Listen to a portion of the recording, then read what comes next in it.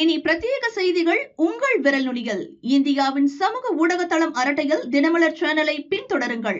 SIR பார்த்து முதல்ல இந்தியாவில் பயப்படக்கூடிய ஒரே தலைவர் ஸ்டாலின் தான். அவருக்கு எங்கே பார்த்தாலும் எஸ்ஐஆர் பார்த்தா பயம். அவர் ஆர்கே நகர் தொகுதியில் திமுக நிற்கும் போது எஸ்ஐஆர் வேணும்னு கேட்டார். இன்றைக்கி மாற்றி கேட்குறாரு. எஸ்ஐஆர்னால யாருக்கும் எந்த பாதிப்பும் இல்லை, திமுகவும் பாதிப்பு இல்லை, எந்த கட்சிக்கும் பாதிப்பு இல்லை. உண்மையான வாக்காளர்களை கண்டறிவதுதான் அதனுடைய நோக்கமே தவிர பொய்யான வாக்காளர்கள் நீக்க வேண்டும், உண்மையானவர்களுக்கு வாய்ப்பு கொடுக்க வேண்டும். அதனுடைய நோக்கமே எஸ்ஐஆர். அதுதான். அதை வச்சு யாரும் அரசியலை வச்சு ஜெயிச்சு ஆட்சியெல்லாம் வந்துட முடியாது. அந்த பயம் ஆளுங்கட்சிக்கு தேவையே இல்லை. எஸ்ஐஆர் என்பது நாடு முழுவதும் இன்றைய எல்லாரும் ஏற்றுக்கொண்டு வரவேற்கின்ற ஒரு நிகழ்வு. அதில் மாற்றுவதற்கு இடமே இல்லை.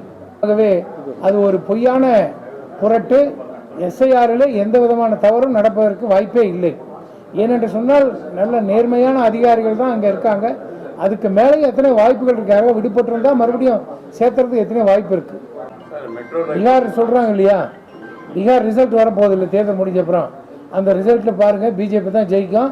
அப்புறம் இவங்க எஸ்ஐஆர்லாம் காணாமல் போயிடும். மெட்ரோ நான் ஏற்கனவே செய்தியாளர் கூட்டத்தில் ஏற்கனவே சொல்லியிருக்கேன். இது 2 மாநிலமும் இணைந்து செய்ய வேண்டிய ஒரு நிகழ்வு. ஆனால் எந்த காரணத்தாலும் 2 முதல்வரும் இதை பற்றி வாயை திறக்கிறதில்லை. அவரும் வாயை திறக்கல, இவரும் வாயை திறக்கல. எல்லாம் ஒரு டிபிஆர் போட்டு சென்ட்ரல் கவர்மெண்ட் அப்ரூவல் கொடுத்தாச்சு. டிபிஆர் ஆல்சோ ரெடி ஆயிடுச்சு. இப்போ கர்நாடகாவில் அங்கே இருக்கக்கூடியவங்களோ யாரோ ஏதோ ஒரு பொறாமை உணர்ச்சியில் செய்யக்கூடிய காரியம்னு சொல்கிறாங்க. எங்களை பொறுத்த வரைக்கும் இது நடைமுறையில் பெரிய சிக்கல் ஒன்றும் கிடையாது. அந்த வரக்கூடிய மெட்ரோ நமக்கு எக்ஸ்டெண்ட் பண்ணுறதுல பெரிய சிக்கல் கிடையாது. 2 விதமான வாய்ப்பு. தமிழ்நாடு அரசாங்கம் அத்திப்பள்ளி வரைக்கும் போகிறது, அந்த அரசாங்கம் அத்திப்பள்ளி வரைக்கும் கொண்டு வருது. 2 ஸ்டேஷன் பேரலாம் நடுவில் இணைப்பு. இது ஒரு ப்ரெஸ்டிஜாக பார்த்து நீ பெருசா நான் பெருசான்னு செய்யாமல் மக்களுக்கு சேவை செய்யணும்னா இது ஒரு ஈழியான சுமூகமான வழிமுறை. இது 2 அரசாங்கங்களும் உணர்ந்துக்கணும். 3 பிரச்சனைகளுக்காக கர்நாடக முதல்வரையும் டிகே சிவகுமாரையும் சந்திக்கணும். ஒன்று, இந்த மெட்ரோ பிரச்சனையை முடிக்கணும். அடுத்தது, நம்முடைய கலவரப்பள்ளி அணைக்கு வர்றதுக்கு 150 கோடி ட்ரீட்மெண்ட்டுக்காக ஸ்டாலின் கொடுத்துருக்காக செய்தி பார்த்தேன். ரொம்ப நல்லது. ஆனால் அங்கேருந்து வரக்கூடிய தண்ணியே கலப்படம் இல்லாமல் வந்தால் ரொம்ப நல்லது. அதற்காக அந்த முதல்வரை பார்க்கணும்னு சொல்லி பேசியிருக்கோம். விரைவில் அது போகும். அதே மாதிரி விமான நிலையத்துக்கும் அந்த பெங்களூர் விமான நிலைய அதிகாரிகளை பார்க்கணும்னு முடிவு பண்ணியிருக்கோம். நாங்கள் சொல்கிறதெல்லாம் ஒன்று தான். இருக்கிறத விட்டுட்டு பறக்கிறதுக்கு பிடிக்கக்கூடாது. இருக்கக்கூடிய விமான நிலையத்தை ஏற்கனவே இயங்கி கொண்டிருக்கிறது.